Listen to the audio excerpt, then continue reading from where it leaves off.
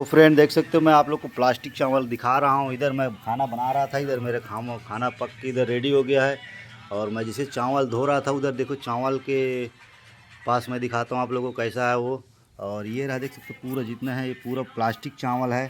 तो प्लास्टिक चावल को भोली भाली जनता को सरकार चूतिया बना रहा है, ऐसे ऐसे बेच बेच के। और पूरे देख सकते हो ये पूरा जितना है प्लास्टिक का चावल है। तो सतर्क रहे और आगे ज़्यादा से ज़्यादा दबा के शेयर करे और लाइक कमेंट करे, क्योंकि और हर जनता को हर घर में पहुँचे कि प्लास्टिक के चावल को खिला खिला कर कैसे बेवकूफ़ बना रहा है और बीमारी से जूझ रहा है। इसीलिए लोग तो ज़्यादा से ज़्यादा दबा के शेयर करें भाई। ये वाला पूरा प्लास्टिक का चावल है। और मैं इधर भी दिखा रहा हूँ, इधर मैं चावल धोया हूँ, उधर भी पड़ा पड़ा है। देख सकते हो काफ़ी सारा इधर पड़ा हुआ है। ये वाला पूरा जितना है देखो कितना मोटा चावल है ये पूरा प्लास्टिक चावल है। इतना मोटा नहीं होता है भाई ये पूरा चावल, ये पूरा मोटा है।